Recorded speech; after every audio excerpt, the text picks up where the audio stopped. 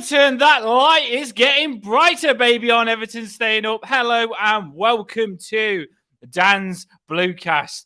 This is going to be a good one. Got to get the vibes back up. We did it. We did it. Everton 5, Brighton 1. Now I'm shouting the house down because this is crazy. This is going to be an amazing match reaction. I've got Paul with me. Whoa, I was scared of doing it the next day, whether we'd still have that buzz, but I am buzzing even more. Absolutely amazing. Now, I'm going to get him straight in the stream. There's loads on. Get involved. This is the TOFFEE Bluecast. It's something you come on, we have a get-together. Us Everton fans go through the game. We'll break it down. We'll celebrate, and we'll have a good get-together. That's what this channel's all about. So I'll chuck Paul on now. Here he is. How are we doing, Paul? I ain't spoken to you yet. This is the first time. How are you doing? Yes, I'm amazing. I really am amazing after that because everything I said just felt like it come true. Literally, everything we said in the pre-match happened. If you went through the pre-match that we did, everything to a T. Have a look. Go back and have a look. Yeah, go back and have a look. Everything we said we wanted, we got. And everything we said that would work in that game worked. It was perfect. The Everton fans are buzzing as well. I've seen them. Oh, it is amazing. How are you feeling on it? I'm feeling brilliant. I couldn't watch it. I couldn't watch it live because I was elsewhere. But I was messaging you. I know. Yeah, I've watched it. I've obviously watched it all since as well. And I just thought it was bizarre, fantastic. Relief, just everything, just sort of every emotion, and even when we were battering them with 10 minutes to go, 4-1 up, we were all still thinking, oh heck, it might still go wrong, but the fifth one just nailed it. Well, I didn't have cherry on top, wasn't it? I am still off my Twitter, so I couldn't message a few during the game. The Blues, get involved. Everyone, come on now, get involved. Let's have a get together. I've got loads of stuff. I'll chuck on the screen. We'll go through the game and we'll break it down for you. We like to do it in a proper football knowledge way, a good structure, and you'll enjoy the listen. We'll make it nice and quick for you and make it a good night for you. I'm so happy. But like you said, and I said to my partner, even at 3-0 at half-time, I don't think we've won it, I don't think we've won it. That's how focused I am. That's why I just put the glasses on. I said the light's getting brighter at the end of the tunnel, but I knew how important this game was. And even being 3-0 up, if you go 3-1, 3-2, and I wouldn't have been happy with a draw at 3-0 up. So I was still focused at 3-0. But I think even at 4-1, I was a little bit scared. It was absolutely crazy. I was just nervous throughout the whole game because I knew what this meant. And I told people, I'm not one that thinks, I'm Mr. Right. But you were. But I was. And I had so many arguments with people, and someone goes, we ain't beating Brighton. You're thick, not going to say the words. And I screenshotted it. So when I've got my Twitter back, I'll be sending you the picture of your tweet and us beating Brighton 5-1 because I screenshotted them all. They said, we're not doing this. We're never beating Brighton. You're thick. And I was like, okay. Bring it on. I know what's going to happen. I know we're going to beat Brighton. I know how this game's going to go. And I said to you, didn't I, Paul? I said it's going to suit us. It is going to suit us. You said the same as well. Yes. Get involved. You said the same as well. And we did it. Well, that's what we're all about. Positivity wins. And that's what we've been spreading. Well, we said the players would turn up and they did. And absolutely amazing. And I did it. I did say 3-1, and I wanted to say a bigger score, but I said 3-1 because people have just been jumping on my case on me being positive. But I did think that we would win this comfortably. I did, and it was absolutely fantastic. And what an important game because Forest went and won as well. So it just shows how much we needed it. Because think of the position that we'd be in with Forest winning that. If we didn't win it, do you know what I mean? We're still in a position where we need to work our ass off to stay up. So if we didn't get those 3 points, bloody hell, we would have been in big trouble. It makes you appreciate them even more, doesn't it, when you look at the table now, which we'll show you at the end of the channel. So we'll go through now. People in the comments, you know how this works. The channel is growing by the second, by the way. We've only been doing it 2-3 months. And the views are going up. The subs are going up. So if you're new, like and subscribe. Come with us. You'll love it. Honestly. Just, you'll love it. You've got the beer. I've got the Luke saying. But yeah, join us. Just join us. It's a good get-together, this is. We speak before the game. We speak after the game. And that's all we do. We have a get-together on those moments. Right, so I'm going to chuck on the screen. Put your comments in. We'll drop it. Me and Paul will talk about it as much as we can and get your comments involved. So get involved with us. We'll go through the game. We'll look at all the goals. And we'll give a few views on the game. So here we go. We'll start it off. I'll try and make it really interesting for you. I like to think this channel's different on that way. Here we go. Let's get started. Now, this goal took a long time for us to score, and it frustrated me that it took this long. I mean, I just love this channel tonight. I do love it. Oh, my days. It took ages for us to score. I mean, how long was it? I mean, I've got it written down here. 30-something seconds. 34 seconds. 34, yeah. 34 seconds. Now, I said come out like warriors with my blue paint on. They've come out like warriors. 34 seconds. And the man that I said in the pre-match that would be behind Calvert-Lewin pushing to score some goals. I've been big into Corey up. And that's another thing I've got stick for. I said believe in Decore because he's got something. Lampard knocked him down. Dyche is knocking him up. Not pregnant or anything like that. But yeah, Dyche is knocking him up.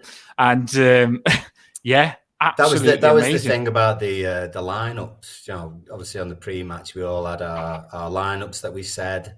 I think a few of us said that we wanted Mina or we wanted Cody, and that happened. I think everything else was very similar. I don't think there was a massive difference in what we actually had on the pitch to what we were expecting, apart from maybe that centre-back pairing. Well, people in the comments, tell us now, and I'll ask you, Paul, how did you feel when Yerry Mina was in the team? Because I was shocked. I was shocked as well. I was shocked. I thought, was you shocked? I thought it'd be Keane, and then if it wasn't going to be Keane, I thought it'd be Cody. Because the way Dyche has come across, it's like Mina was never in his plans. He never sort of gave us that inkling that Mina would be involved. Do you know? That's just what he does. He got the letter, didn't he? I just remembered now everything Everton's just said. He sent a letter, didn't he, saying don't play Keane? Actually, yeah. Well, there you are. I think that's why Dyche was so angry, because he got the letter in the press after when he said, I'll protect all my players. He was angry, but he had to listen to Everything Everton on that drunken message that he sent. Well done, Everything Everton, for getting Mina to play. Exactly. And he made a massive difference. I mean, 100%. That first half, we had very little. I mean, we had very little possession in the whole game anyway, but we had 27% in that first half. And we just utilized it. There's been games where we've had double that possession and we've had more shots and actually had less return from it. And the chances that we managed to get together in that first half, we took. And we were clinical. Who knew? Especially Decore. I said we've got to go out and not let Brighton be bright. You said, my partner said, because she listens to the streams and she says we're really good, by the way, and we do get good feedback in the comments. And she said, Paul said, don't let Brighton be Brighton from the start. They'll be thinking that this is going to be one of their easiest games that they've got. That was it. That's what you said, and she said that's what Paul said, and he was right, and you was right. And she said, just go at them. Don't let them be themselves. They'll come out relaxed. And this is, look at the time we scored. Exactly what you said we did. Yeah. We come out at them and they wasn't ready for it because this. I mean, I've just read the comment above about Calvert-Lewin, fantastic. And the turn that Calvert-Lewin does here. I mean, if you look at picture one, before he gets on the left, top left, before Calvert-Lewin gets in this position, he does a fancy back. He does these fancy turns where it's just like a Berbatov turn. And he does it and he opens it up. He runs down. And how many times, look at that top left picture there of Calvert-Lewin. How many times have we seen one of our Everton players not put a good cross in? Now, if you move to the bottom, I mean, I'll just show you now. We've got this up to give you a good visualization of what happened. But if you move to the bottom picture, bottom left, Calvert-Lewin's holding on to it just that little bit longer so Decore can pull back. Really clever by Decore, this is, by the way, because he could just run in the box, but he doesn't. He pulls back into space, and Calvert-Lewin notices this. This is how you know stuff's going down on the training ground really good, because they're in sync. They're in sync. They know exactly what each other's going to do. They're not just all rushing into the box with no brain. They've kept the brains on here because Calvert-Lewin knows that Doucouré is going to drop off. Doucouré's dropped off and found that little bit of space. Then Calvert-Lewin's pulled it back. And then Doucouré, what a fantastic first touch finish that is. I mean, we're going to speak about his next goal later on, but what a fantastic finish that is. What's your thoughts on this goal? Because I think it's lovely. I think, first of all, Iwobi had 3 men round him when he actually gave the ball into Calvert-Lewin. I didn't lose it. So straight away, that was good. He didn't sort of mess around with it too much and played it forward quickly. Obviously, the blue says that, look. By DCL as well. Yeah, exactly. I think there it's maybe a natural thing for Doucouré to do. If it was the other way around, if it was Doucouré crossing it for Calvert-Lewin, Calvert-Lewin would have been alongside their defender, really, on their last man, if you like. So it would have been a different type of ball. So I think there was some sort of natural ability in what each of them would have done. Because Doucouré, obviously, with his second goal as well, first touch finish, but sort of hanging back a little bit.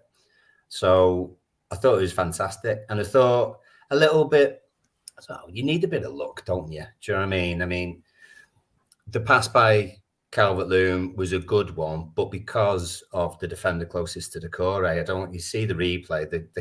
The guy's actually looking at DCL in the top picture on top left there, and he's just had to do a full sort of 360 when it's come round to Doucouré. He was hit it first time. Now in the past, Doucouré would have had a touch, another touch, and then he might have scored, or he might have ballooned it over the bar. But this time, first touch, bang, straight in.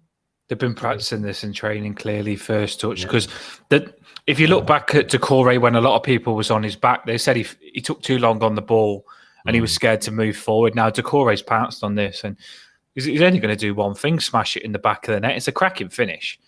And he's playing like a second striker, isn't he? This position really does suit Doucouré. Well, it really does. He's not hit it hard, is he? No. You know what I mean? He's taken a bit off it. I think it wouldn't surprise me if someone said that to him, because in the few games before this one, when he's actually had a chance, he's absolutely pummeled it. He's just straight away, it's just risen too high. So if anything, he's taken a little bit off and just been a little bit more measured about his finishing. No, he's not. He's not fluffed it. It's a cracking finish, and you can tell that when you're scoring like that, your confidence is up that early as well. They've come out the blocks, and he's chucking his hands in. I'm like, whoa, this is early, and I'm scared now because I think typical Everton. We get one goal. What do we do? We've got this goal early. Do we defend on it? What do we do? It shocked me. I wanted it and I believed it and I knew it was going to happen. But once it did happen, I was a little bit scared. Well, too early. You know, that's a problem. But we've done it before. We did it against Brentford, where we scored after less than a minute, I think. And we actually held out all the way along. And that's what it seemed as though we would end up doing after this one. But what do you do when you score, when you go 1-0? Look at this. Yeah. When you go 1-0 up, this is what me and Paul have said to do. Just go for it. Just go for it. When you go 1-0 up, don't be scared. You've got control. Don't sit back and give them control back. When you're 1-0 up, put them on the ice. Let it break. Let it crack. And that's what we did with Brighton here, because we didn't sit back.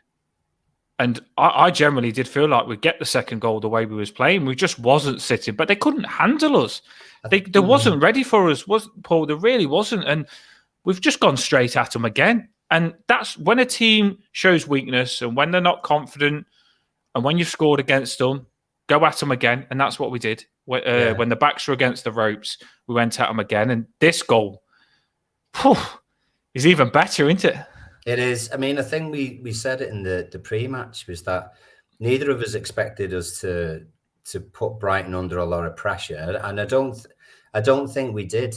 You know, sort of looking at the stats and everything, we had 27% possession in that first half, 73 obviously for Brighton. So they had most of the ball, but their expected goals was 0.28, which is as low as we were having when we didn't look like scoring at all. Brighton didn't have a shot on target first half, but they had all the ball. So basically what we've done, we've won the ball in the middle of our half and then broken away. And these situations and the first goal are are supreme examples of that, and the later goals as well are supreme examples of that, because we defended deep, we broke up their play in the middle of the pitch, especially with our three, who obviously worked really hard, and then we broke them forward. And the people who were doing that, like Decore, like McNeil, obviously fantastic, were brilliant at stretching us and getting us forward. And DCL,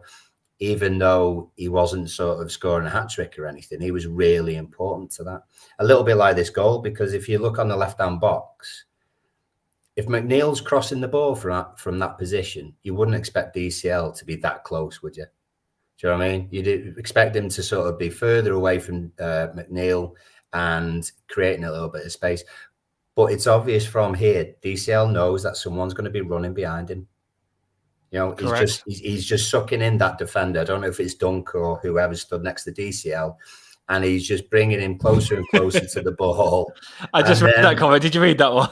What? We'll get onto that one. Sorry, yeah. It's Jamie. You know what Jamie's like. Exactly. I'll read it out in a minute. And he knows someone's going to be coming in behind him. And I tell you what, Decore, there's confidence for you. Again, first touch, on target, then you're in it to win it, aren't you? Yeah. Well, Jamie's just said it was Decore that released it to McNeil. This is keep commenting all the way through, people, because we'll get your comments on as much as we can. It was Decore that then he went on, and you just hit a good point there, because it's made me realise. Look, if you look, Calvert-Lewin's making that run for McNeil to play it, so Calvert-Lewin can cut it across and cross it. I think Calvert-Lewin's making that run for McNeil to just play it down the line. We see that little ball down the line, and it opens things up then, because he's completely focused on Calvert-Lewin. And that's a clever run by Calvert-Lewin, because he knows he's going to pull these centre-backs apart, and it's going to open up space. And this is what they've probably said in training. Dukes, get the space that Calvert-Lewin's going to give you. And he's pulled back post. And I've just read that the blue says it come off his ankle. And Jamie's gone and said, I don't care if it comes off his bell end as long as it goes in the back of the net. Oh, absolutely amazing. I don't either. I completely agree with you. Then the Blues is laughing. I don't care how it goes in. It was a cracking finish. I mean, they come off your ankle when they slow them down, but as a volley, it probably hits his ankle, but that's the contact he wants to get onto it to actually score. His position when he's actually hit it, he's fixed for it. You know, he's got it on his strongest foot. He's not tried to get it into the roof or net anything. On target is what you want to do when that ball's coming over. I mean, keeper will probably be disappointed that he got beat at his near post, to be honest. But he doesn't know where it's going to go either. I'm sure Decore doesn't exactly know where it's going to go. But if you get it on target, then you've got a chance. And he scored one like this against Norwich, I think it was, or someone like that. Top corner. And he took his top off and jumped into the fans. Decore can hit them sometimes from far. Yeah, but there was one from, I think we were playing Southampton at home, actually. And he did a turn on sort of just inside the area on the edge and rifled it into top corner 1 or 2 years ago now, that is. But he's capable. He just hasn't had any confidence, same as a lot of players. No, I completely agree. I back Decore all the way, because I used to rave about Decore under Ancelotti. I used to think Decore was good, but Allen and Gomez wasn't. And I always used to say Decore did the work for everyone. And he's a good player, but he just needs a good centre midfielder with him. And I think having James Garner, playing the free helps, of course it does. We've said this all along, Paul. Playing the free in centre midfield really does help. It's an extra man. It gives everyone that bit more time, bit more space, and we close down and turn the ball more over in the middle. The way Everton played last season, we would have had to play on the wings. That's why we played with wing backs so much, is because we couldn't play through the middle because we didn't have free centre midfielders. Now we've got free centre. Well, we've got plenty in the middle now. We've got options there. Now we've got a strong centre and centre backs. That's your core, isn't it? So I do feel like it's starting to have that effect now, and we're starting to see the rewards of having strengths in those positions. It's where you start from. You know, if we are defending the way we're defending, or the position that we're defending, and we're breaking, our game is sort of to break on them when we nick the ball away from them. You're going to have more chance doing that with that three. I mean, Fulham was a cracking example of that, because we played two in the middle. Fulham played a 4-2-3-1, and passed us off the park, mainly because of bodies, not because Fulham had amazing players or anything. So we know that if we've got numbers in there, we can actually do a job on people. I completely agree. And it does help big time. Everything Everton, have a boss night, mate. Thanks for coming on. I know you'd be here all night if you could. Go and do what you've got to do. Celebrate and get back on here ready for the next game with us. Have a good night, mate. Everyone else, stay with us. There's plenty on anyway. More coming on. If you're new on, we've just seen a comment from a new person. If you're new on, we'll chuck your comment up. Like and subscribe. We want to get more Blues on this. We want to have a good get-together on this channel. So if you can like it and subscribe it just lets you know when we're going live. There's plenty on now. I just think, do you know what I like about Doucouré the most? Go on. His smile. He's got a good smile, hasn't he? When he scores. Do you know, he's a bit like Kante, isn't he? He's got one of those harmless, nice guy sort of smiles. And I couldn't be happier that he's starting to find himself, because I said it and I got grilled for it on my Twitter. I said, Lampard's turned his back on Doucouré. I said, you don't turn your... The good thing about Dyche, we grilled Dyche for this. He doesn't turn his back on any of those players. No. He respects them all and he protects them all. And that's a really good thing about Dyche, is that you know that whole squad are being looked after because Dyche will look after them all. Where we're seeing a lot of managers, I feel, in the Premier League just lately falling out with players, and it affects the whole squad. Look at Tottenham now with Conte. I do feel Dyche has got the whole squad respecting him and playing for him, and it's starting to have effect now. Look how they've come out, and Dyche was under massive criticism before this game, wasn't he? And they've come out all guns blazing. Yeah, the thing, I mean, Keane is probably the example of that, is that we didn't agree with how Keane was being kept in the side based on even stats, not just like general play or anything. Keane had his moments sort of with the Spurs goal and things like that, and he had defended okay in some previous games, but the stats don't lie. And if that combination as a centre-back pairing is conceding goals regularly, and we can't afford to have that, then you've got to change it. So it's funny that it did change, and the person who most fans seemed to be most fans wanted to played. we win 5-1. Unbelievable. Well, can't change the side now, I'd imagine. I forgot to mention this at the start. I said that we need to get stuck into them straight away. We will get yellow cards. And Mina did that straight away. There was a tackle. It was like 5 minutes in. Mina went in and he hurt all of Casado's back. Right. And he was holding his back within 5 minutes in the game. And Mina's gone into the back of him and crunched him. And I said, let them know. They won't want it if you let them know. Mina's done that straight away. And the I don't like this referee, by the way. Tell me what you think in the comments.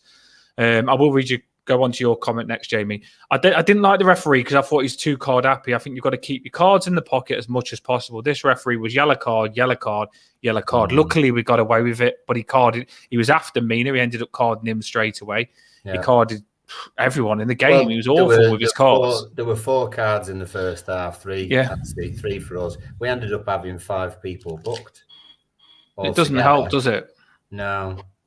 So, it's something that maybe we kind of got away with a little bit. Your referees, some want to keep him in the pocket. He wasn't up for it. He was arguing with Mina straight away. And we all know Mina likes to ruffle the players. So you don't need to give him a yellow card for it. He's only having a bit of a... It's how he plays. You know what I mean? Yeah. The referee didn't like it. Here's a question for you, Paul. Oh, go on. 2 people have asked this now, so I've got to ask the question. People in the comments, tell me what you think. Would you give Doucouré a contract extension? It's a good question, isn't it? You wouldn't give him more than 1 year if you were going to give him anything at all, to be honest. I mean, you can't. He's key for us now, though, isn't he? And he's playing so good. Like the way Doucouré's playing, he's going to score 2 this game. His stats before he got that red card was incredible.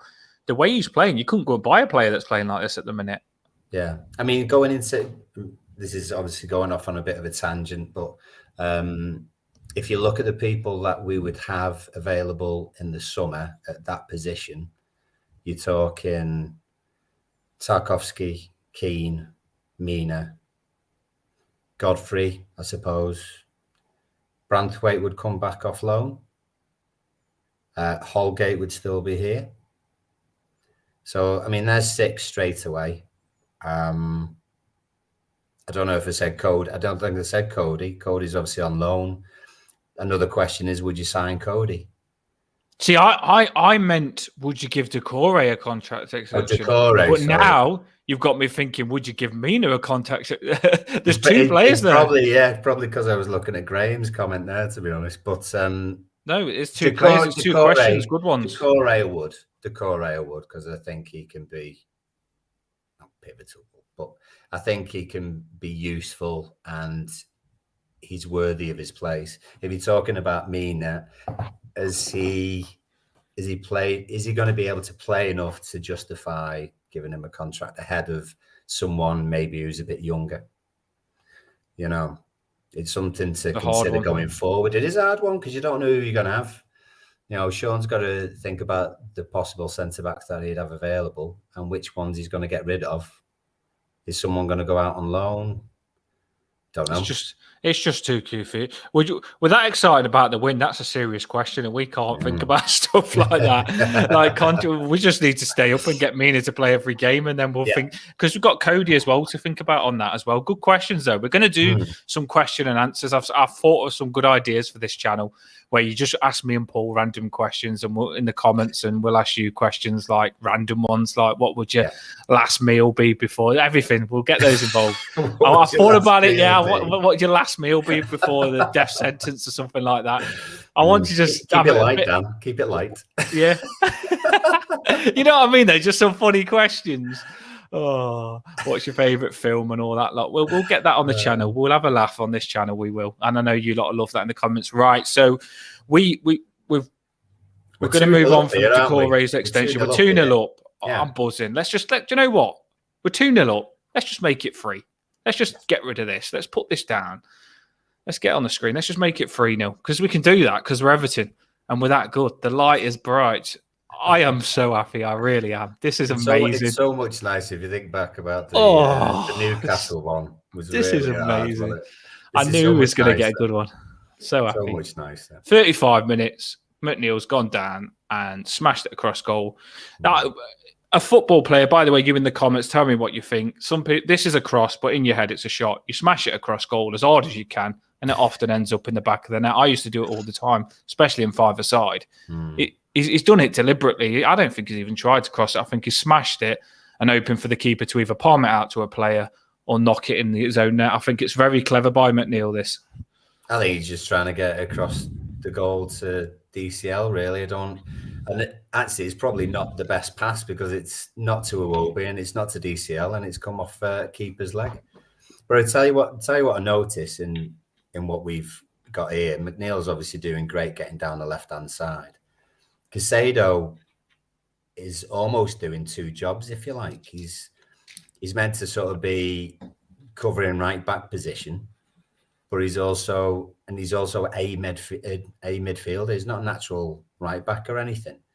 So they're leaving a bit of a space, and McNeil's exploiting it.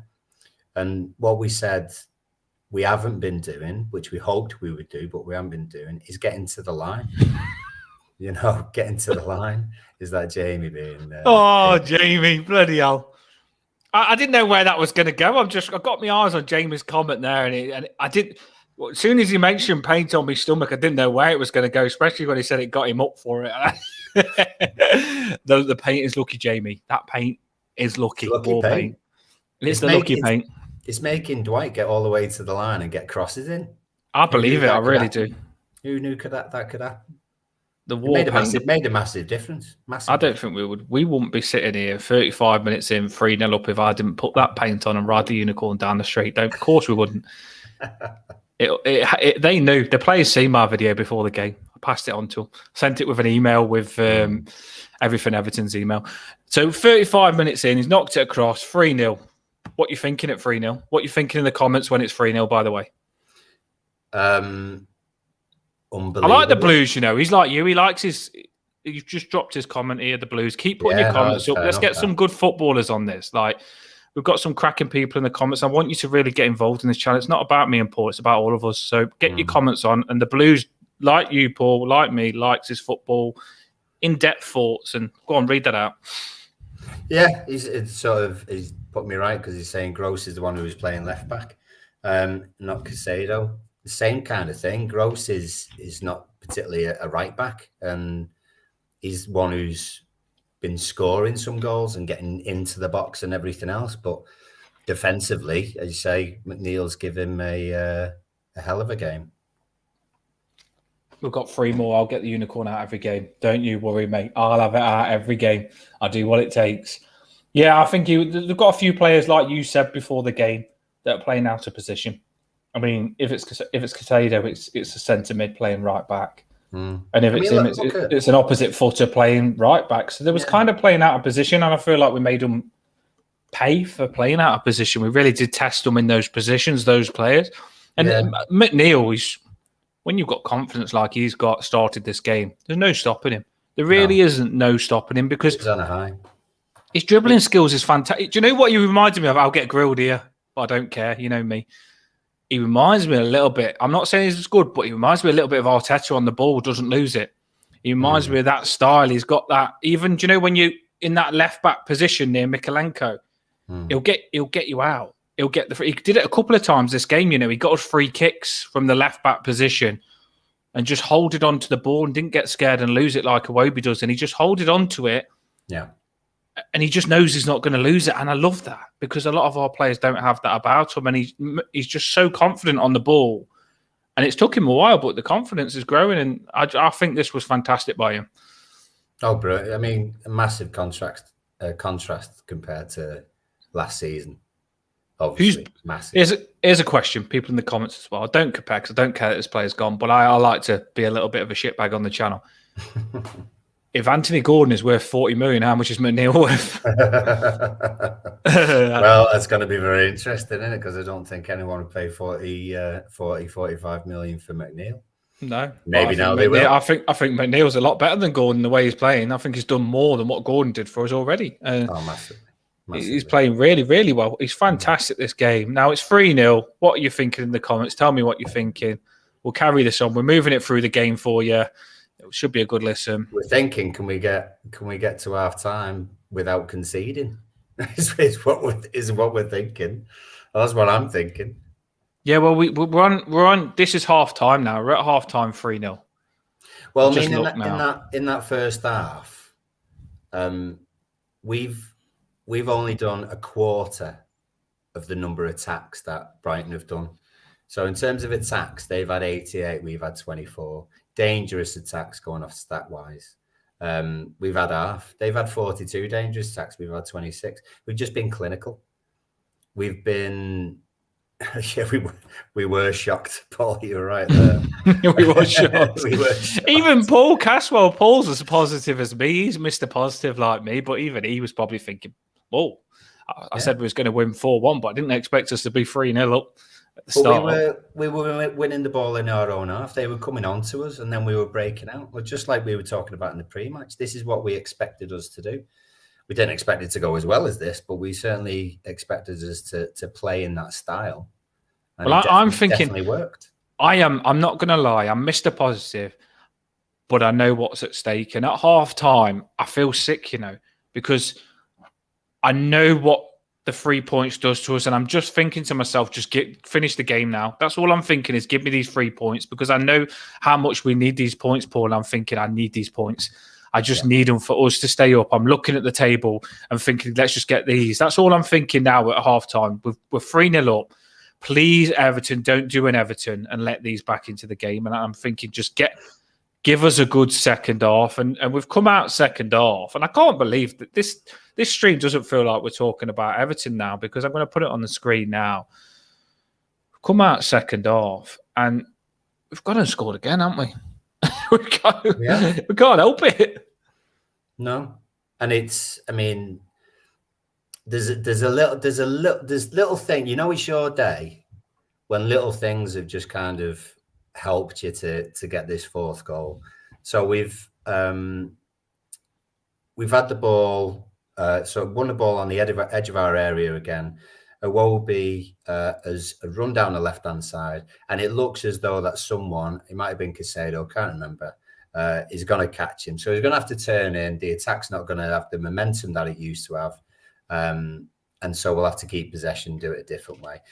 Whoever was chasing Iwobi actually pulled up with hamstring problem. So Iwobi then went on, as you can see, into the left-hand side picture and has played it for McNeil before he's been caught by anyone. So he's not actually had to take anyone on, which is always a positive with Iwobi, to be fair. So before he's been caught, he's played the ball in. And I mean, I tell you what, it was whether it was Dunk or whoever it was, the leap, two-footed to try and block what he thought would be a shot was just hilarious. And then McNeil's just had a touch inside. And then, you know, when you can basically walk the ball into the goal. I love that he does that before. I mean, tell me in the comments, what do you think about this McNeil doing this before he knocks it in the back of the net? Do you think it's good? I think it's fantastic. That pass by Iwobi is very good. Very, very good. The whole team's playing together with confidence here now. I read something saying Decore set the tone and his energy passes on throughout the team. And I think Decore getting that goal and starting that pack, chasing things down, got everyone else on it. They thought, right, if you're doing it, we're doing it. It's contagious. It passes through the team. Yeah. And I think Iwobi's up now. He's on it. And you look, that's Iwobi at his best. He plays that ball. It's cracking ball by Iwobi. Perfect weight. The weight's that good that it just gives it McNeil in a position where he can absolutely rip them to pieces. Yeah. But it's still cracking. This is, do you know what? This is where it goes where I'm right, because I just said before, and I didn't mean to put this together, but I just said before, McNeil's calm on the ball. And this is the reason he made the goal so easy, because he's got that calmness where he'll hold on to it that little bit longer. And in the box, he's just gone round the centre back, like you've just said, gone round the keeper, and then he's just done the seagull before he's put it in to take the piss out of him, saying, "I'm a seagull." Exactly. I love the seagulls. I love the look of absolute defeat on the defender who's on the 6-yard line, because he doesn't even try. He could have put a challenge in on McNeil, but he just it's just one of them, wasn't it? Oh, McNeil, I love it now. I didn't realise. I've just thought now he's clearly doing the seagull impression against Brighton to rub it in. He's scoring against them. I don't think it's quite, that's a seagull. I've seen seagulls on the beach, and that's pure seagull, mate. That's taking the chips out your hand, that is. Especially putting it in like that. That's a proper in-your-face goal. I love that he does that. And yeah, here he is, McNeil, 76th minute. By the way, they did come out good. We're going through the game. They did come out good second half, Brighton did. But we handled it. And people talk about Mina coming in. Him and Tarkowski was absolutely incredible. Both incredible. Solid. Because Mina obviously was getting maybe a bit more of an accolade because he'd just come in for this game. But Tarkowski alongside him. And obviously Pickford. I mean, some of the saves Pickford was doing in that second half with the absolutely ridiculous saves. Well, do you know, I got something about that after, actually, a little.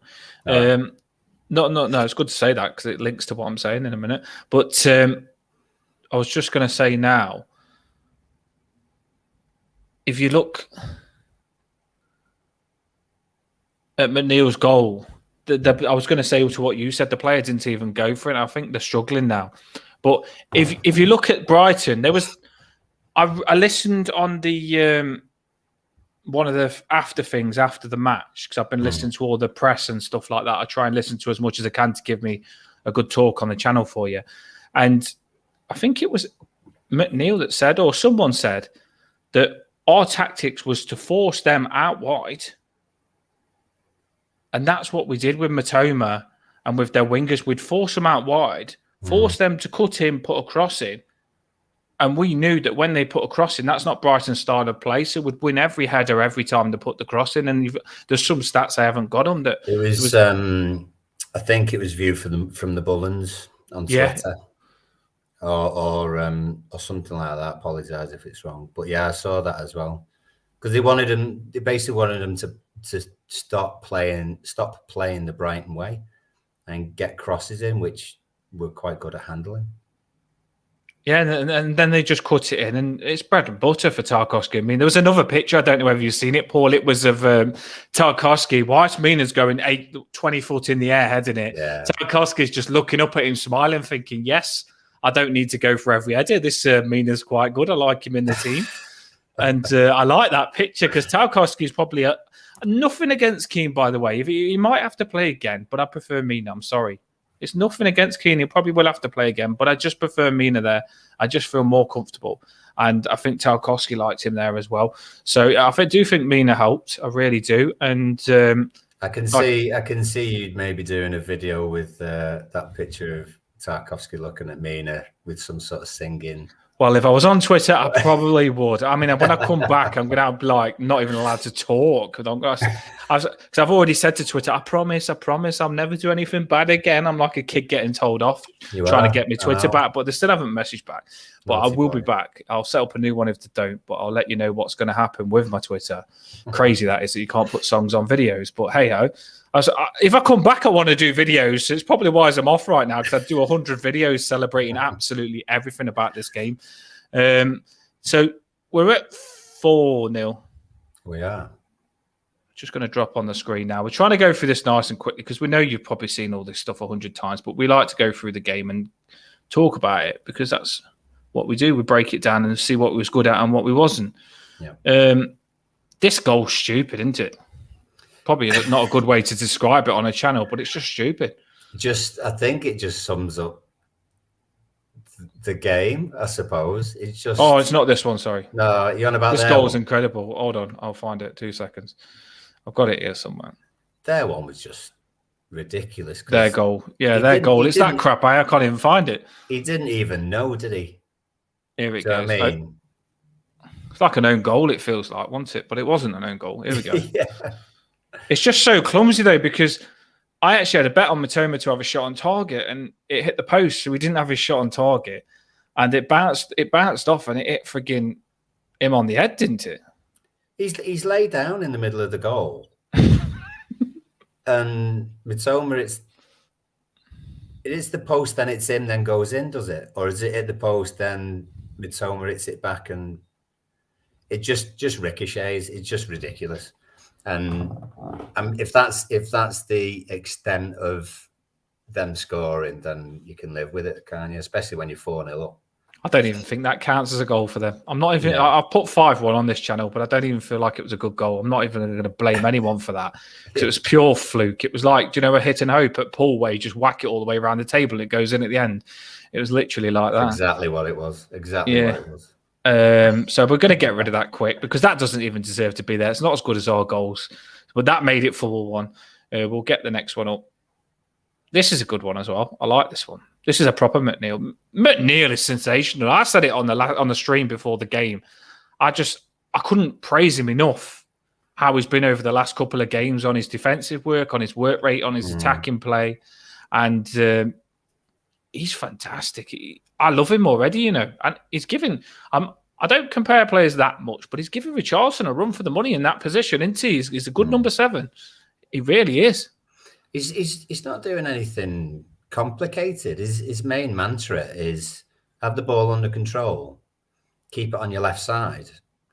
When you get into a shooting position, shoot. You know, it's very much Dyche, isn't it? You know, very simple. I mean, the best, apart from obviously the slight shoulder shift and then touch to the left before he smashes it in, the bit before it again was fantastic because it's sheer confidence. You know, Iwobi's got it right hand side, little dribble, plays it into Onana.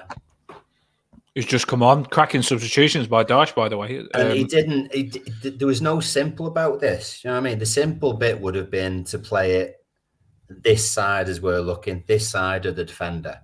So McNeil gets it before it's gone past anyone else. But he's not done that. He split the defence.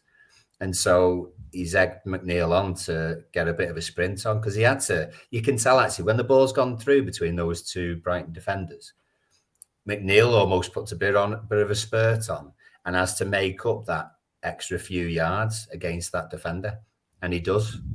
So he's full of confidence. But this is 90 plus 6 minutes. You know, he's sprinting. How far has he gone? He's halfway line there. So he must have gone 50 yards with and without the ball to then get a shot on against the defender who's racing back as well. I think fantastic. Am I wrong on saying this? I think we all got on his back too early. I think we could. This is the problem with Everton, because we're in such bad situations. We don't give players time and a chance. And I probably got on McNeil's back. I mean, I buzzed about him when we first got him, but because he's not firing all guns blazing straight away, we expect too much. And we've got to realise they're just players that do need coaching and do need to grow. And it feels like he's faster and everything. Everything's just coming together. When a player's got confidence, it just makes everything better. It makes him look faster. It makes him look more of a goal scorer. And the way he hit that was fantastic. But cracking ball by Onana. Onana's come on. He's done his job. He's done his defensive work. This is what we said, didn't we, Paul? It's good to have substitutions like Onana's come on. I mean, we said come on and see the game out, but we're already spanking them here. Yeah, and like Graham says there, I mean, Gray didn't get on, did he? Did Gray get on? I don't think he did. No, he didn't. So when there's two brilliant bits. Obviously, when McNeil goes and celebrates, Gray running off the bench, celebrate the goal, is good. You know, he's not got a titty lip on. He's actually part of the side, even though he's not got off the bench for a few games. But that Brighton fan, you could see in the background. I think the guy had glasses on. It was just brilliant, wasn't it? It just, you know what? He did. McNeil did the sergeant thing, but then it's like McNeil thought he was doing it to his own fans, then realised, oh crap, I'm doing this to the Brighton fans. And the flag, I've never seen such a good flag. I mean, that was a flag with purpose, that was. And it was a good flag by the Brighton fan. And it was just funny to watch. And it's normally we're on the receiving end of that crap. So it was nice to see us on the good end of that. And cracking goal, cracking finish. Like I say, he was unlucky not to get a hat-trick, but it was more of a cross. I mean, second half there, we've had 17% possession. 17. You know, and we've conceded, even when we've conceded, McNeil could have just just give us the ball, we'll just keep it, everything. 6 minutes into injury time, he's racing 50 yards to smash the ball into the top corner. It's just fantastic. Bizarre and fantastic at the same Every time. single, I mean, we've got two more clips now to put up, people. We always go for it. And then we'll have a little conversation to end the stream of what we all think and stuff. But it's just a cracking team performance. This is. I just read a comment earlier on. Was the difference me? No, the difference was the whole team. And I think it's right in what Dyche was saying. I said after that Leicester game, we finished well. Dyche said exactly what I said, which makes me think I don't chat shit, because Dyche said that we finished that Leicester game good and we just need to take that Leicester game into this game, and he feels we did. And I said that on the last channel. I said we was good that Leicester game. So don't get down about the draw. Me and you went on a space and got loads of crap just for drawing.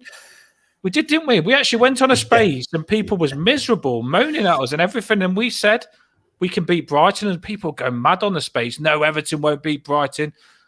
Oh my days, it drained us. But then all of a sudden, Craig, yes, we did beat Brighton. Yes, we did beat them.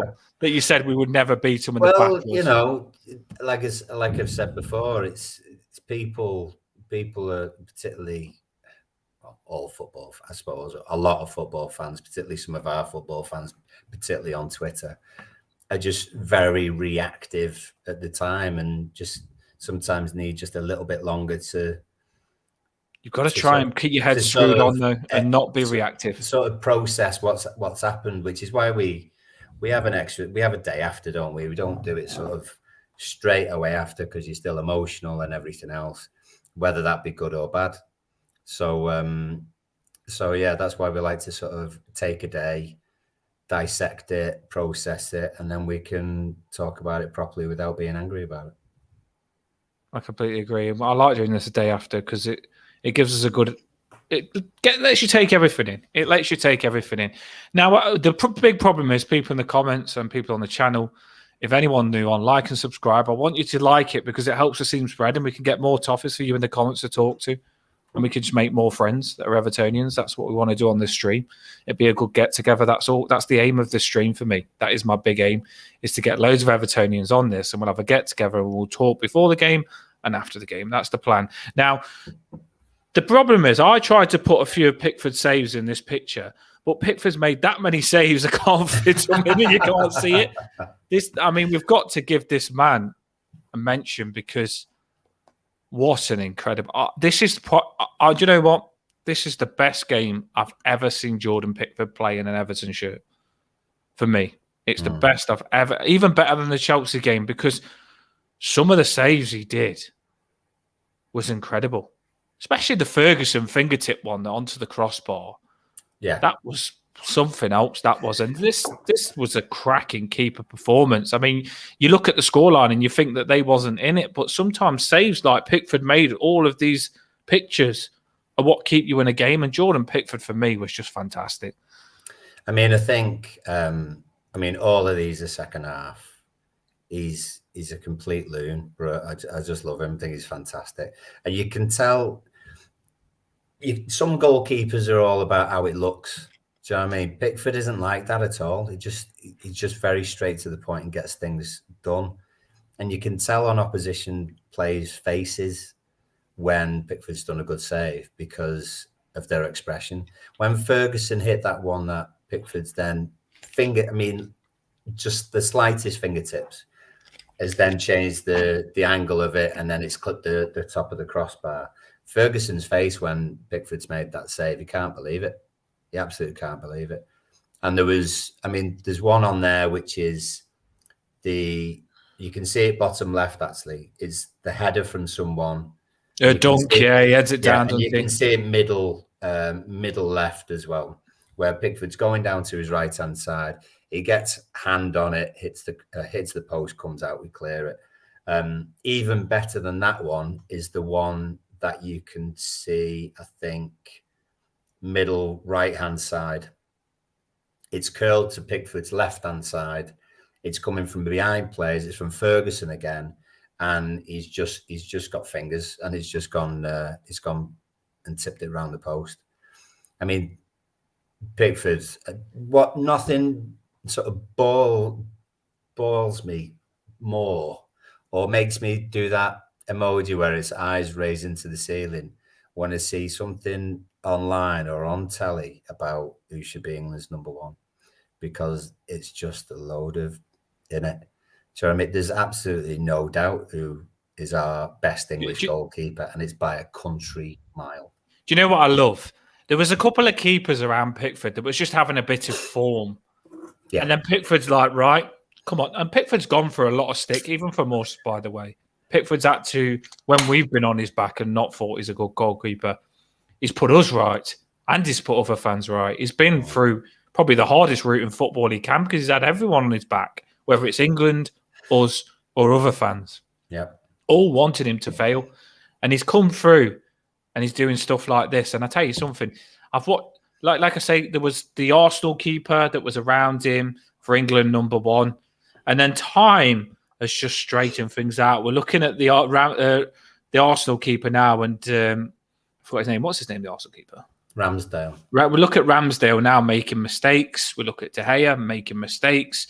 We look at Tottenham's keeper, that Lloris gone. There's not many keepers about. I can't think of many that are as good as Pickford. Probably Real Madrid's keeper, the big one. But other than that, Jordan Pickford, he is one of the best goalkeepers. Like it or not, I get messages because he really does boil people. Pickford does, saying he's got dinosaur arms. Well, best dinosaur I've ever seen in the world, I tell you, because the saves that he makes here are incredible. Jamie's spot on with what he says there. You know, we're unfashionable, aren't we? We generally are on TV because of who we're playing against, not because we're on. And if he was playing for one of the higher play sides, then it wouldn't even be a discussion. They'd be quite happy with it. If Pickford was playing for Arsenal, they'd never even ask that question. And the Blues mentions it on here. If we'd swapped goalkeepers with Arsenal and we'd have Ramsdale, we already would have been relegated, because Ramsdale wouldn't make half of those saves. Well, Pickford stopped like 4 probably shots that would go in from other keepers here. Probably 3, I'd say 3. 3 shots that will go in from other keepers. Now he's kind of saved us 3 goals there. Now we're struggling at the minute. We will get better, I believe it. But if Pickford was in one of these top 4 teams, they only have to make 1 or 2 saves. Like when he played for England, they don't need to do that much. And these saves that he's making win games. They do. It's just that we ain't kicking at the minute, and Pickford's having to do too much. And sometimes he looks like he's not as good as he is. For me, because he's having to do more because we're not defending that well and we don't keep the ball that well. Well, we don't score. Obviously, it's well said that we haven't scored very many goals this season. And if that's the case, how well has Pickford done then? Because we're not in the bottom 3 at the moment because 100%. Because of Pickford and because how he lines up his defence. To be fair, I think he's got rid of a lot of his blunders as well. This is something that people don't notice, but if you remember when crosses used to come in, you used to just get scared, and now I don't as much. I really don't. He did a couple of come outs this game where he's come out and he's punched it out for a corner, and he was fantastic. And he's come out and he's confident and he's strong, and he's a player that's improved loads. Pickford is, but people don't notice it that much. He used to make a lot of mistakes. I don't think he makes many now. I really don't. I think sometimes you think he should save more because he's that good, but other than that, I don't think he does make mistakes. And I just think we've got a cracking keeper there, and I've got to give him a shout out. I did the little collage for him there. No, he's brilliant. I hope we do keep him, to be fair. Right, we're at the end of the game now. I've got the league table as well, people. We'll have a quick look at that before we go. If you want to drop anything in the comments now and what you think and stuff, how you feeling, put it in the comments. We'll put it up. We've gone through the game there. Hope you enjoyed that. We like to go into everything to look at what we're good at and what we're not good at. And I just think that was a fantastic game. We got stuck in. We had fight. We had good football. We had clinical finishes. We had everything we could dream of there. And I believe that could happen. And I did say, and I've got grilled for it, I did believe that we could do that. I really did believe that we could do that. And I said to be positive. And you've got to get behind these players just because I know that that's possible. And I don't know what you think on this. I was just walking my dog and I was thinking about it. I said it to you. I said we're going to be better away than what we are at home, because I feel when this is a point, tell me what you think in the comments, right? When you go away, you think to yourself, like I've been to loads of Everton away games. When you go away, you think, I've got to make some of this no matter what.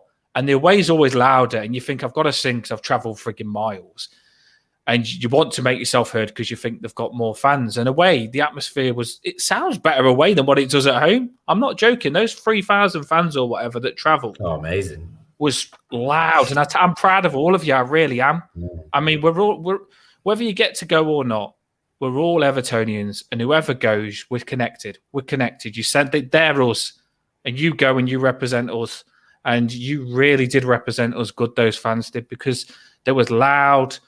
It was incredible, and I just wish I was there. It looked amazing. You did your job. The fans are amazing away, but when we're at home, I feel like the games we've been at home, because you're at home, you just kind of, they're not as loud, and it's a bit more hostile, if you know what I mean. I think you sit down and you're scared, and they've been feeling the tension at home, where normally would say we're amazing at home. I think we've been feeling a bit of like, tension, because it is scary, isn't it? I don't think the atmosphere at home has been as good as it has away. I think it will this game, by the way, because we needed that game.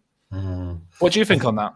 I think, well, what I said when I said about Brighton feeling a little bit of pressure because it was a game they were expected to win. There's plenty of games that we're not expected to win, particularly at home, but there has been recently. Do you know what I mean? It was the manner of the defeat against Newcastle. The Fulham game was one that we all expected to get something from. And we do get on the players' backs when it's not going well, as much as we try hard not to, you know. But when we're away, I mean, we love being an underdog, don't we? And when we're away, we are absolutely the underdog. And those 3,000 fans are fighting against it. And no one expects us to get anything. So our form away has been better than our form at home. I think also as well, the way that we play, and this game summed it up perfectly, was that we are a counter-attacking side. We do not have a lot of possession around the area. We haven't got the players to create that possession enough to be comfortable to keep it, to create chances around the box when the opposition are sat on the edge of their area. We have struggled to do that. But when we're playing a counter-attacking team, when we're playing counter-attacking and we're away, the home side are expected to attack.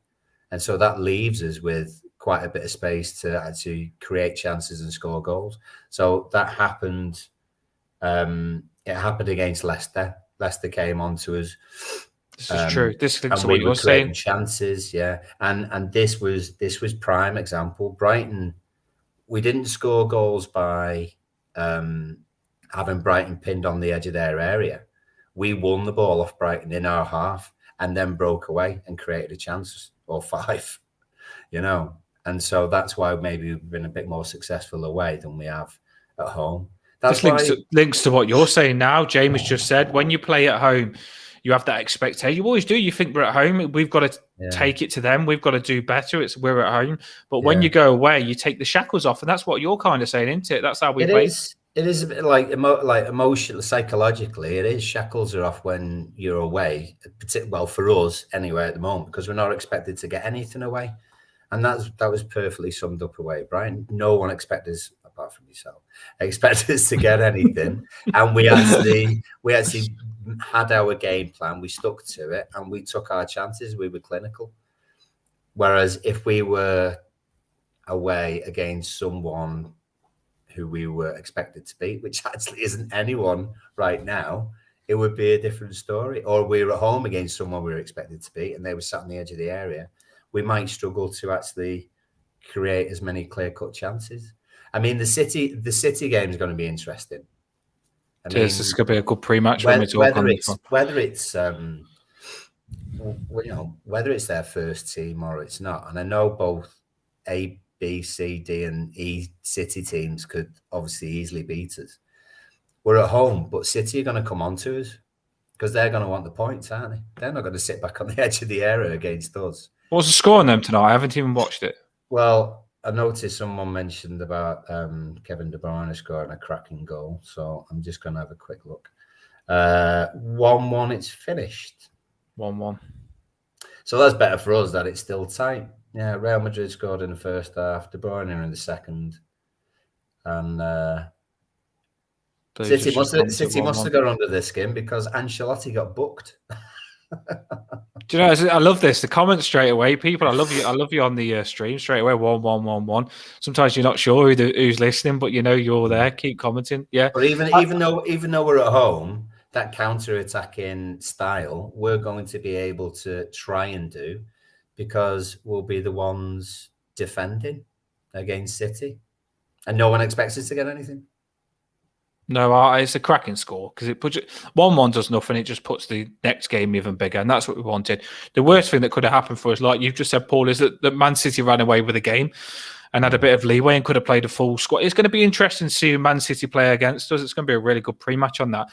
You said Brighton are kind of a Man City team, but not as good. So maybe we might be suited by Man City. We'll look into them on the pre-match. Now I've got the table here. Still scary, by the way. And I know I come on the channel all positive with my sunglasses on, the lights getting brighter, on staying up and stuff. I'm not stupid, you know. The war's just begun. These Everton players have... It's like, you know, someone showing they can do it good for you. Someone comes to work and turns up and they put a shift in at work and you're the boss and you think, wow, I want that from you every day now. That's what it's like. Someone's just turned up, had a good day at work, grafted, and they've set the bar now. They've set the bar. They started the war because with Forest result, we're not up yet. We're not up yet, but you've set the bar. McNeil said after the game, this is just the start. Yeah. And I like that. Dyche will keep them switched on. He will. This is just the start. I mean, we'll look at the table now. We're not out of it. One more game puts you probably back in the bottom. If other teams win and we don't, it puts you back in the bottom. But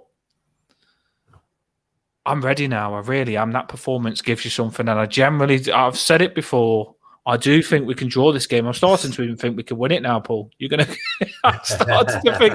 No, I said draw. My predictions was beat Brighton. People, yeah. My predictions were beat Brighton, draw against Man City, beat Wolves, and beat Bournemouth. Now, all those people that come at me, if we beat Brighton, then there's no reason we can't beat Wolves and Bournemouth, because Brighton, for me, are better than Wolves and Bournemouth. But you still got to go and do it. But this Man City game now, I've said draw. It's the perfect time to play him. I wouldn't mind snatching 3 points here, because I don't want to give Forest... I want to gain points on Forest here. I'm looking at Forest at the table. Yeah. And I don't just want to give them any advantage. I want to get on them now. Do you?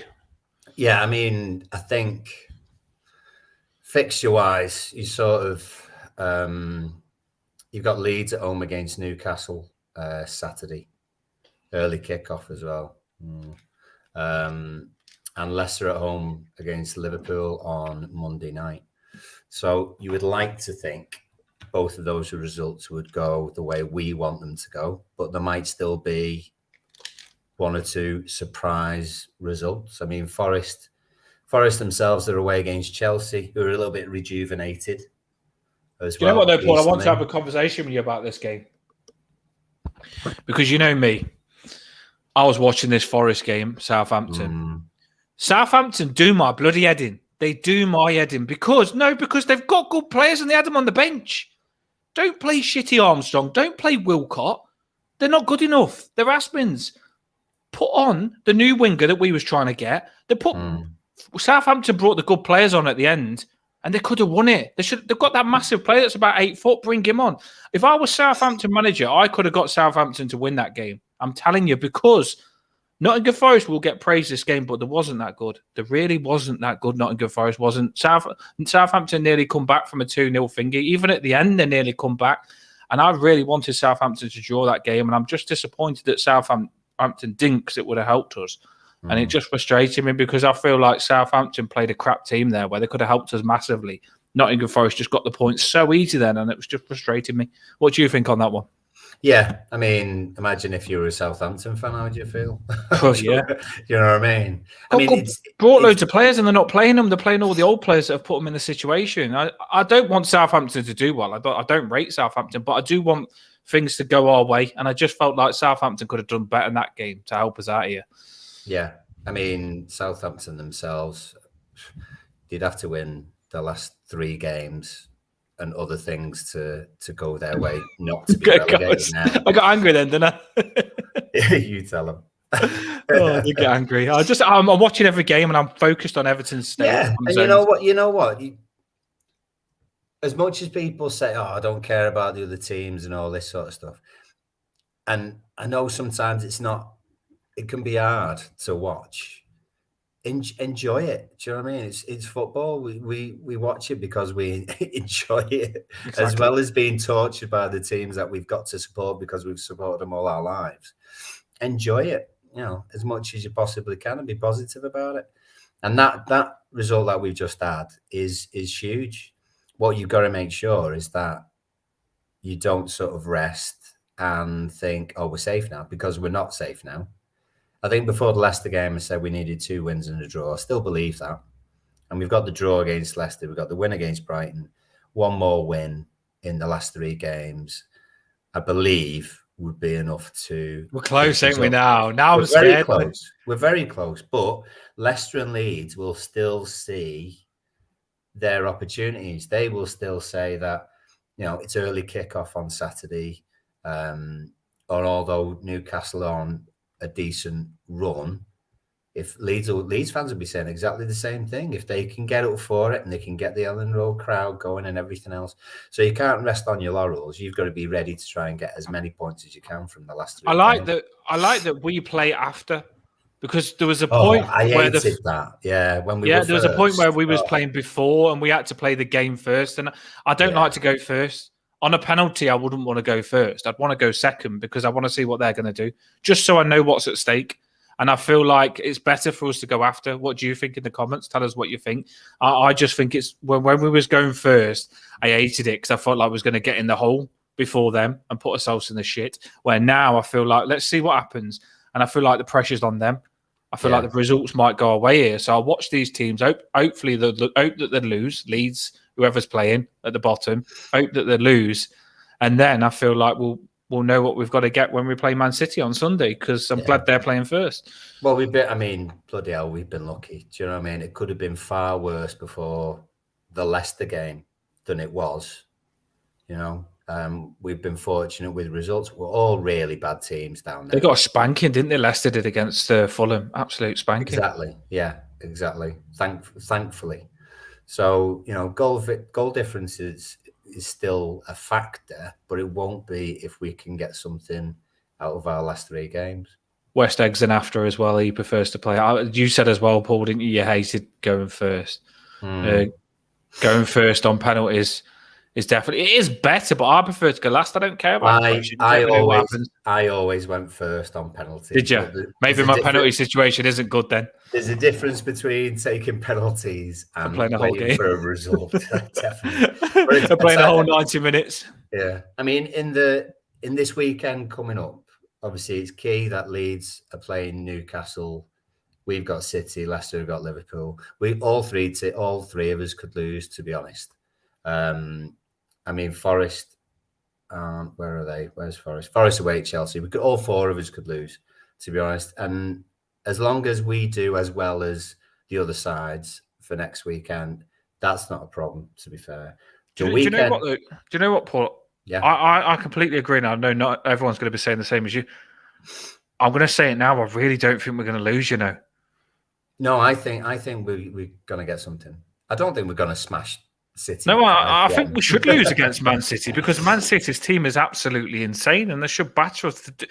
But I don't know. I really do fancy us this Man City game. I really do. And I don't know whether it's going to be a draw, like I said, or whether we might even have the confidence. I'm so happy from our last performance. I really am. And I don't want it to be a one-off. I mean, we're coming to an end now. We've looked at the table. Any players you want to give a shout out to? Because I thought Patterson, and I said, didn't I, Paul, to you? I said, he grows with games. He grows throughout the game. And I tell you something, Mitoma's probably thinking, who's this Patterson lad? Has he come from Real Madrid or something? Because Patterson was on him. Now, Mitoma did him probably 1 or 2 times, but Patterson stopped him about 10.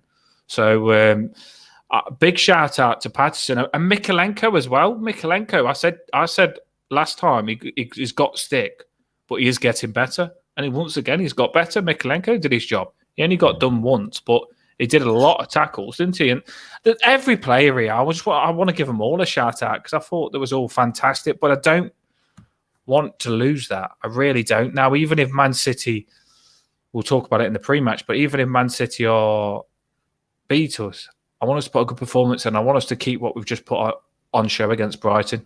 What do you think on that, Paul? I mean, City are a point ahead of Arsenal with a game in hand. You know, City's next game is obviously against us.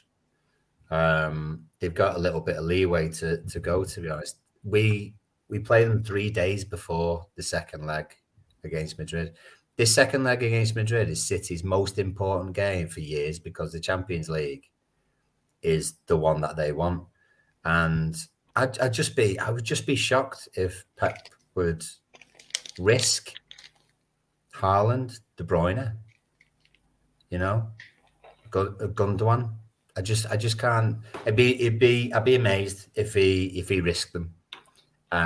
You know, playing against a side who are battling against relegation with some very strong tacklers in the side. Yeah, we were strong that Brighton game. Such a risk to do. So there's little bits that could, you know, work in our favour. No, we're still massive underdogs. We don't expect to win.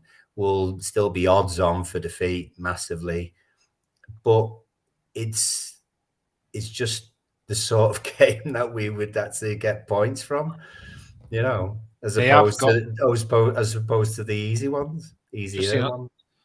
I completely agree. Just seeing on that comment there, they have got Newcastle next. And I think Newcastle, after losing against Arsenal, Newcastle will be massively up for that. And I'm really hoping that Newcastle spank Leeds. I really am. I think Newcastle will be able to do it as well, because Newcastle have got a big squad now. A lot of players coming back. Maximil's back. They've got the players. Just Newcastle, just get the job done, mate. You want top 4, get it done. If Newcastle lose, then it puts that top 4 position available for other teams. Then they're not on the beach yet, And the thing is, like I said, the 4 of us down there might well lose. The weekend after, so your penultimate weekend of the league, there's some shocking fixtures for the rest of them. Obviously, we're Wolves away. Anything could happen. Don't know with Wolves. They could be on the beach. They could just sort of lord us and batter us. You couldn't tell with Wolves, to be fair. But the other sides, Forest are at home to Arsenal. Leeds are away against West Ham. And Leicester are away at Newcastle. So if things do play out for us well, who fancies a nice relaxing game against Bournemouth? I know, yeah. We're going to try and go to the Bournemouth game, we are. So we might not. We might already be up by then. I hope we are. I'd rather go and just relax and just appreciate us staying up. I just want to get the job done. We beat City 2-0 on it already. I've got your vibes in me, mate. Do not worry. Sorry, go on. Who is that? Sorry, go on. I don't know if it's a new one. It could be. I've got to remember who's Una. Yep. Get ready. We'll be doing a pre-match on it. Never know. Save it. We'll be getting it in the pre-match, don't we? We'll get ready. That's what we do on this channel. And I think we can do it. I think we've got to keep our head screwed on because it's not done yet. Don't switch off until the job's done. But I do think we can stay up. I do think we can. And the light's brighter now. We've set things up. I mean, we went through the games on the channel a couple of channels ago, and I had Forest down as all of them down as no wins. So if that's the case, we're probably already up and we don't even know it. But I want to make sure that we put things to bed. I think I do believe we're going to beat City, but I think a draw would be fantastic. Oh, brilliant! Fantastic, because we're probably already nearly up then, and we only need. And then you win one game, you're up. Just get the job done. Finish good this season. Let us relax because that game was a bit better. It's too much stress. I don't like it. I don't know. Honestly, I don't like it, Paul. I don't like it. Honestly, I didn't feel good. I really don't feel like last season I was Mr. Positive. I was okay. This season I feel a bit like sick. These games, I really do. Honestly, like it's because I knew we're nearly down. Like when I've been saying we're going to stay up, I knew that what's at stake, and I knew we was close to going down. And we're not up yet, but I know we've just given ourselves a good chance now. And I don't want to do this anymore. I want to stay up. And I tell you something: if anyone says they're doing any strikes on change in this club, then I'll be behind it. I do think change is happening with the manager and the players. I feel like good things are happening in that direction. I think you give Dyche a pre-season and get him some of his players. I think we're in good hands. I know a lot of people have questioned him. But what Dyche has done to our team in this short space of time, don't be blind to it, because Dyche has come in and he's been fantastic. Now, Dyche is under major pressure. He's under major pressure. And we've got on his backs a little bit because we're under pressure on staying up. We'll probably give him a whole season. I think we'll enjoy what Dyche does. 5 goals last game. What we was talking about unbeaten in 4-away. We smashed it now, haven't we? We really have on the away games. We've got good form. Unbeaten 5 in 6. 5 out of 6 away games. Unbeaten lost against Man U, didn't we? Exactly. Unbeaten 5 out of 6 away. Dyche is getting us better. He really is. Playing with our emotions too much, Dan. Yeah, I completely agree. We'll change the board. We'll change the owner. But as Paul said, don't let them win. Let's just focus on staying up, and we'll change all that after. But let's just stay up because we was close. This has been a bad season. We could have, if we'll stay up, but we could have easily have gone down this season. And a lot of people have been on our backs. But I do believe we're going to start. Your speech was good, Paul. Oh, might need to get one more off you, those speeches that you did. I honestly feel like since I feel like my blue paint and my unicorn is looking. I will keep doing it because I really do believe it's look now. It's bloody working. But that speech that you did to a lot of Everton fans when we come on this channel, I know Jamie was down. I know everything Everton was down. And there was messaging me and there was really down. There was like, what do I do? I'm really scared and stuff and I was struggling. And you come out and did that speech of there's been harder times than this. Don't get too scared. Yeah, you come out with that speech and it got uplifted again. I just recited what it was like 97, 98 with the Coventry thing, and how bad it was leading up to that game as well. And I mean, goal difference, literally goal difference. And it was hard. I mean, this week there's been a lot of, on this day, the 3-2 v Wimbledon, similar things. Shocking. 1 win out of 13, I think, going into the Wimbledon game last day. 2-0 down. You know, I think an own goal, a penalty and an own goal, basically. And there was just a hush when the second goal went in. There's a little deflection. I think Unsworth and Watson went up for the same ball, and then the ball ricochets off Ablett and goes into the bottom corner, and there's just a massive hush. It was almost like a watershed moment. And I mean, there was other people in the crowd that did this as well, but me as what would it have been, 17-year-old, not even 17, 15, 16-year-old, just shouted, just come on, just one of them. And a huge roar went up, and it just turned it, just like the Palace game last season. You know, everyone had their moments, and I never believed we would go down, never believed it. And it's still the same now. Don't believe we're going down. Think we can do it. Think we've got the players who care enough to do it. And so far, you know, it's coming true. Yeah, I love it. I love the positivity, and you made everyone feel better, because I think we all was too scared and feeling sorry for ourselves and acting like we'd never been in this situation before, and only thinking about the last probably 5 years. And then when you take it back further, and you basically said, with Everton have had it hard before. We've stayed up last game. We've stayed up on goal difference. We've had it hard before. Don't act like this is the first time this has ever happened. It hasn't. And we've done it before then.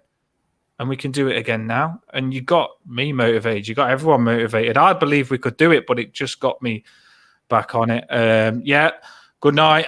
I hope you've enjoyed. Loads stopped on throughout this. Thanks everyone for staying on. It's been a bit of a late one, but it's been a good get together. I really enjoyed it. It's been nice, isn't it? It's nice to be talking about a 5-1 win rather than a 4-1 defeat. Oh, it's been amazing. I smile on my face like a Cheshire cat tonight. Yeah, everything's perfect, and I've got no problems. The only thing I'm feeling now is just don't take that away from me. Give me that every week now, because we've got 3 games left. We've started the battle now. They did everything I wanted. Just keep it up. That's what you've got to do. Thanks everyone for coming on. The Blues, thanks for sticking with us. Everyone, if you can like and subscribe, we want to spread it. I will get my Twitter back soon, and we'll spread this channel. And I want to get loads of Evertonians in the comments now. If you can, get ready, because when we stay up, we'll have you all on the channel. Me and Paula said we're going to do this. Yeah. I'll send you a link, and it'll invite you to the channel, and I'll let you on to have your little celebration. I'll get champagne out. We'll all be celebrating. I'm not joking. I will do it, because I feel like we deserve it. And we'll all celebrate on the channel. We'll all go nuts together, and it'll be a proper 8 Evertonians on live, and let some go off and let more come on. And that's what I want to do it. Just Evertonians celebrating, happy, because that's what we deserve. I mean, I've seen that Evertonian on Talk Sport. Paul, did you see him? No, or hear him? No. An Everton fan went on Talk Sport, and they've just shown it as a video. Right. And he's buzzing. He's buzzing. He said he'd come out of the game at Brighton and people are crying. They ain't had that for ages. They ain't had that for ages. And he said he was buzzing, the guy on TalkSport was. He was loving it. And he was so happy. And he feels like we've got a chance on staying up now. And we do. Right, everybody. It's been a good one. Any last words, Paul? No. Enjoy your week. It's nothing to say. Enjoy your week, everyone. Smile. Just smile. Keep smiling. You know what I mean? The light is bright on staying up. You know what I mean? We can do it. We can do it. I was gonna try and play We're Hot on the Trail, but it's not. Bit of practice. I'll get there. Don't worry. But saying that, I'll probably get banned if I do that. They'll probably say I'm copywriting with that kids flute. Right, everybody, have a boss night. We'll be ready for the Man City game. Me and Paul will get you ready. We'll do this, and I do believe this little Bluecast get together, because there's not been many positive channels about believing we can stay up, and I believe we're probably one of a few that have believed it. And I do believe this positivity is going to do it for us, and we're going to keep them up. Have a boss night, everyone. And we'll be back and we'll beat Man City. I've got a feeling. Let's do it. Drop the banner this time for real.